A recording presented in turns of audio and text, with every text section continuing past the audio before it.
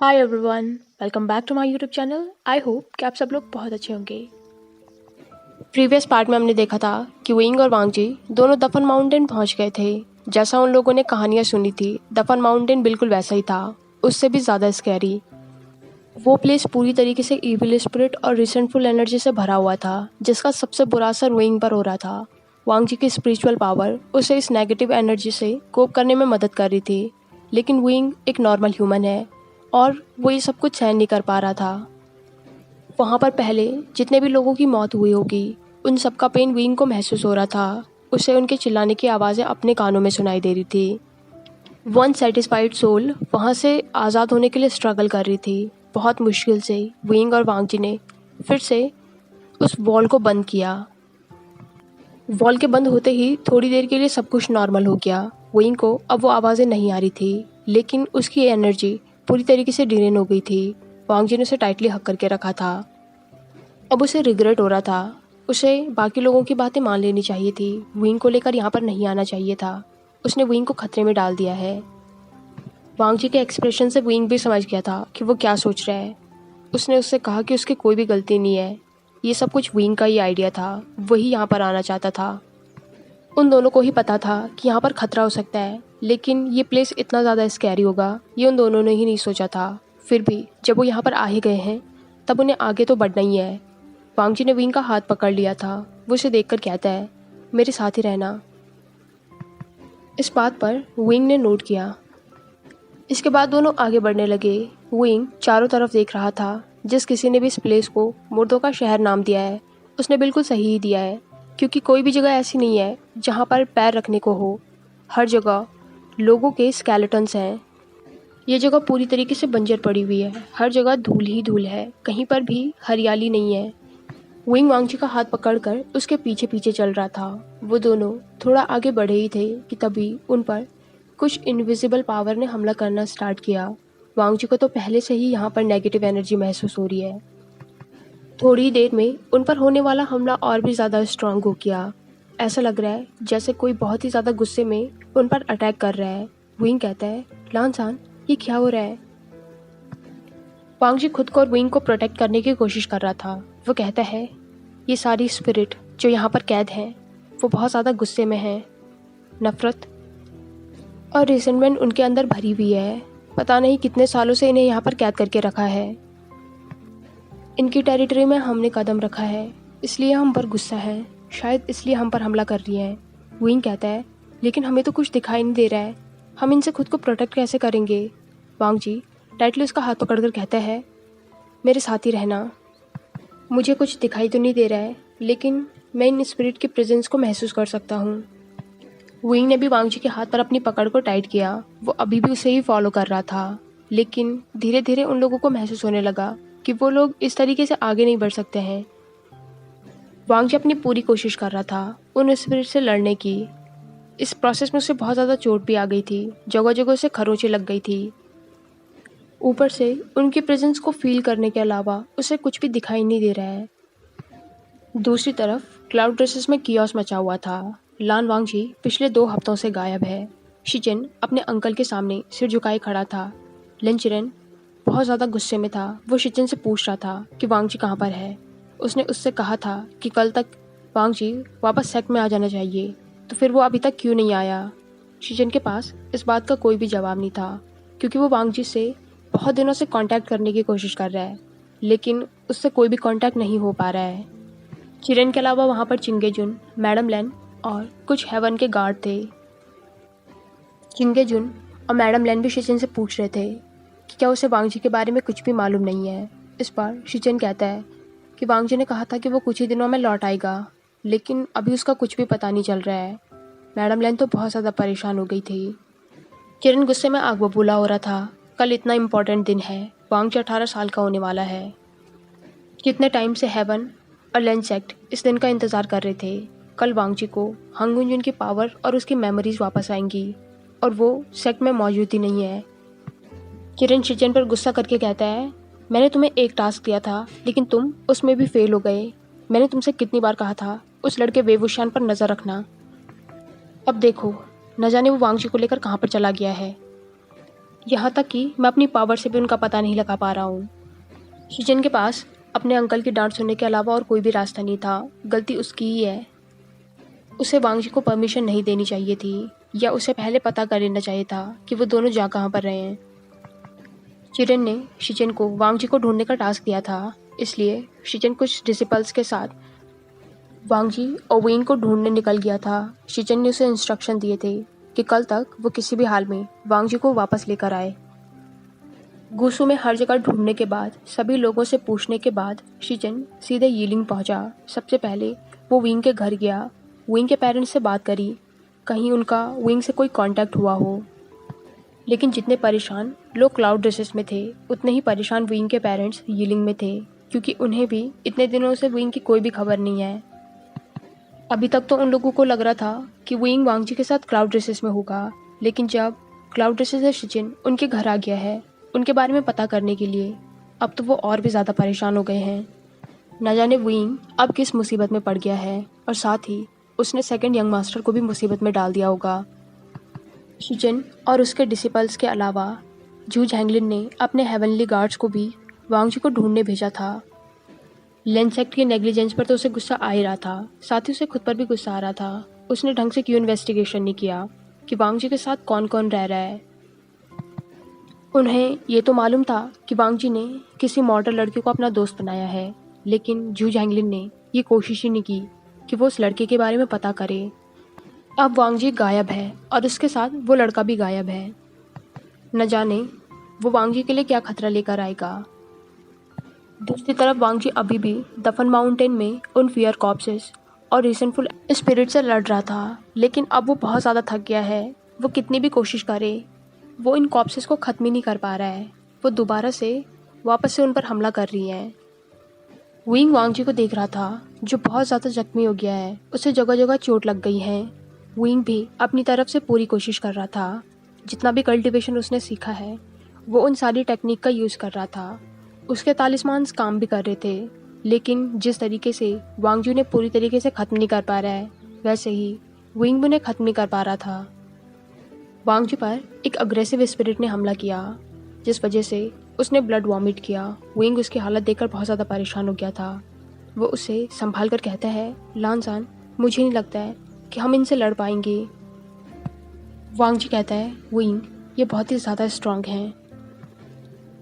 Wing वांग जी को संभाल रहा था, तभी उन्होंने सामने देखा तो बहुत सारी वेंजफुल स्पिरिट उनकी तरफ बढ़ रही थी। वांग जी विंग का हाथ पकड़कर कहता है, विंग तुम यहाँ से बाहर जाओ, मैं इन्हें रोकने की कोशिश करता हूँ, हम आगे नहीं बढ़ सकते हैं।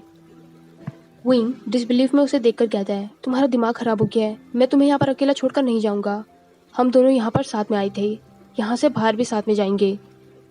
वांग जी विंग को देखकर कहता है, विंग समझने की कोशिश करो, तुम एक नॉर्मल ह्यूमन हो, तुम इन स्पिरिट को सहन नहीं कर पाओगे। मैं इन्हें थोड़ी देर रोक सकता हूँ, तब तक तुम यहाँ से बाहर जा सकते हो। विंग ने गुस्से में वांग जी के हाथ से अपने हाथ को छुड़ाया। वो उसे देखकर कहता है कि तुम्हें मैं इतना सेल्फिश दिख रहा हूँ, मैं खुद को बचाने के लिए तुम्हें यहाँ खतरे में छोड़ दूँ, जबकि ये सारी गलती मेरी है, मेरी जिद थी यहाँ पर आना, तुमने मुझे रोका था। विंग एक बार फिर से उसका हाथ पकड़कर उसे उठाकर कहता है, उठो यहाँ से, हम दोनों यहाँ से साथ में जाएंगे।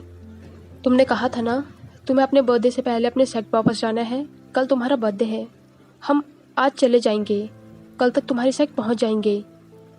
विंग को पता है कि अभी वो बिल्कुल बकवास कर रहा है, अभी उनके लिए यहाँ से निकलना ही मुश्किल है, गुसू पहुँचना तो बहुत ही दूर की बात है।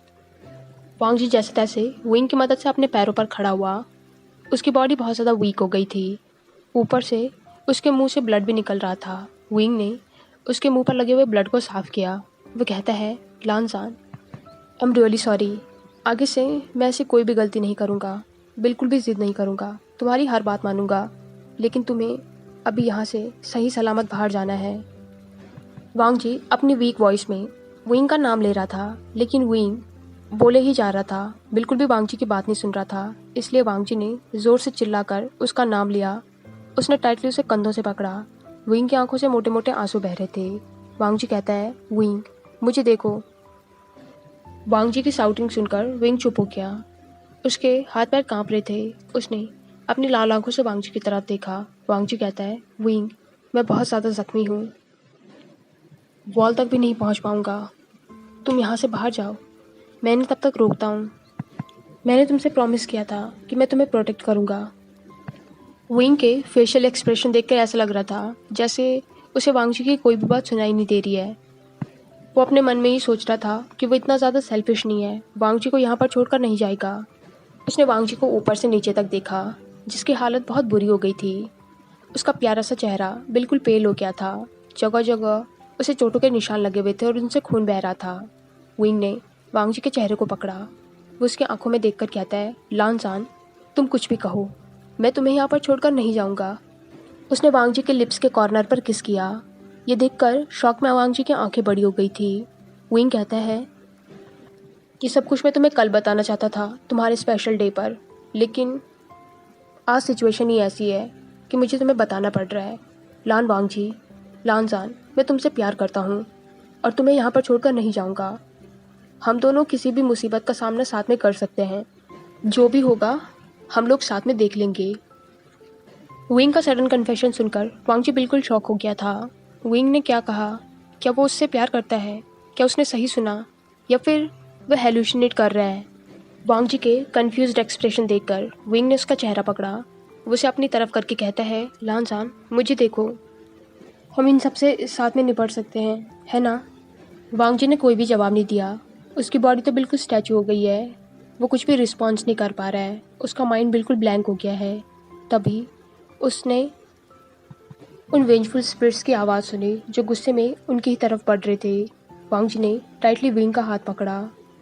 विंग ने भी ये नोटिस किया। उसने एक और बात नोटिस करी, वो इतनी देर से यहाँ पर फंसे हुए हैं।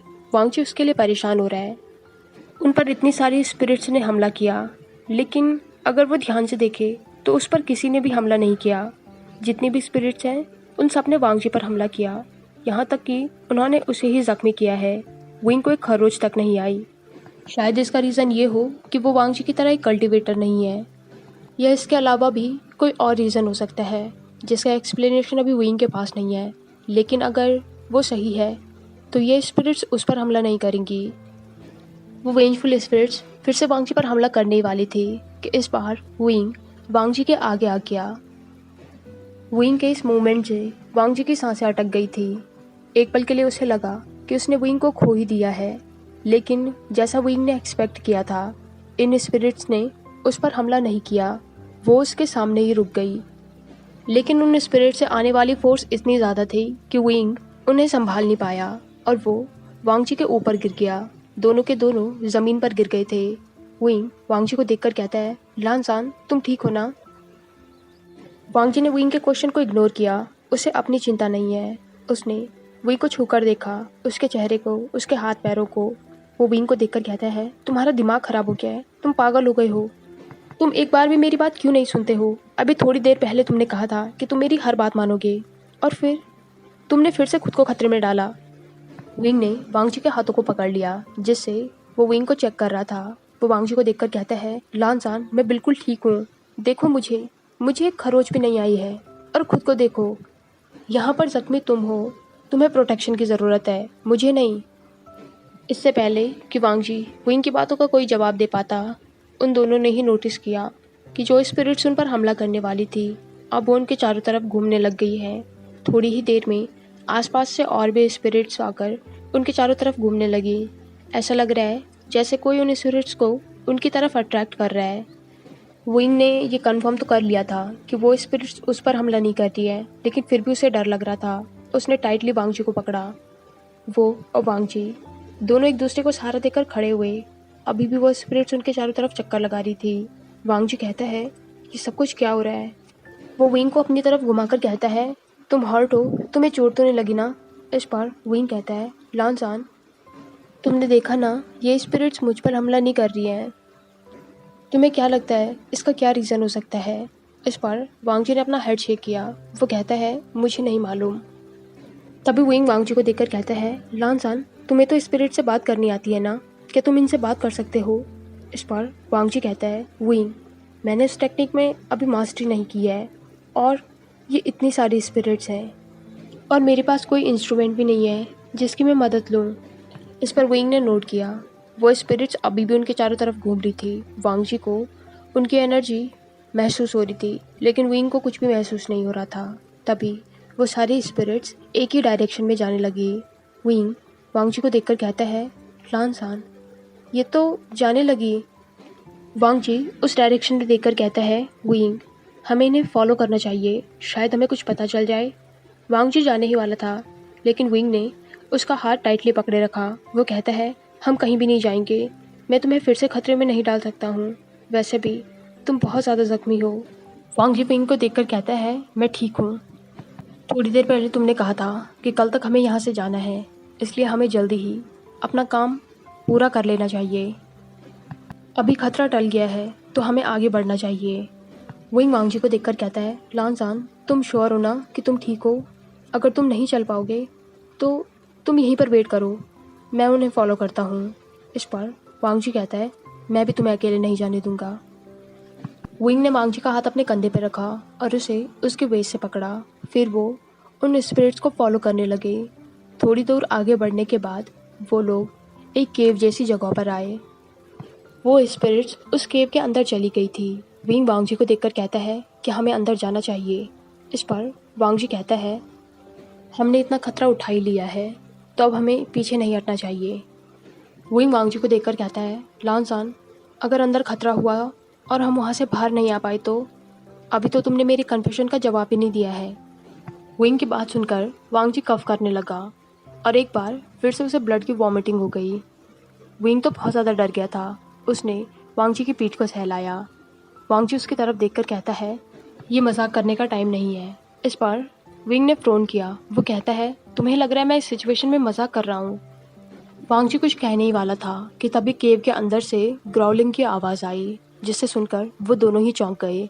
वांगजी कहता है, हमें अंदर जाना चाहिए। विंग और वांगजी दोनों उस केव के अंदर गए। अंदर जाकर उन दोनों को स्ट्रेंज से फील होने लगा। वो केव बहुत ही ज़्यादा अजीब थी। वहाँ पर बहुत सारे लोगों के स्केलेटन थे और वहाँ पर बहुत ज़्यादा डार्कनेस भी थी। उन दोनों को कुछ भी दिखाई नहीं दे रहा था। उन दोनों ने एक दूसरे के हाथों को टाइटली पकड़ रखा था। वांगजी चारों तरफ देख रहा था। तभी विंग ने उसका हाथ खींचा। वो कहता है, लानसान, वहाँ से रोशनी आ रही है। वो दोनों उस डायरेक्शन में गए जहाँ से वो रोशनी आ रही थी। उन दोनों ने देखा कि वो स्पिरिट्स जो अंदर आई थी वो वहीं पर सर्कल में घूम रही है। उन दोनों ने देखा कि हवा में कोई चीज़ ग्लो कर रही है। जब वो दोनों उसके पास गए तो उन्होंने ध्यान दिया कि वो एक फ्लूट और एक स्वॉर्ड है। विंग और वांगजी ने एक दूसरे को देखा। विंग कहता है, ये तो वेपन है। तभी वांगजी ने उसे करेक्ट किया, ये किसी के सोल वेपन है। विंग ने वांगजी की तरफ देखा। दोनों थोड़ी देर चुप रहे और फिर दोनों ने एक साथ बोला, यीलिंग पैट्रियार्क के सोल वेपन। विंग उन वेपन के थोड़े और पास गया। वो ध्यान से देखकर कहता है, लानसान, ये वही वेपन है जो हमने बुक्स में देखे थे। वांगजी ने भी इस बात पर गौर किया। वो कहता है, शायद तुम ठीक कह रहे हो। हाय एवरीवन, आई होप कि आपको ये पार्ट पसंद आया हो। अगर आपको ये वीडियो पसंद आई हो तो इसे लाइक, कमेंट, शेयर और चैनल को पक्का से सब्सक्राइब कीजिए।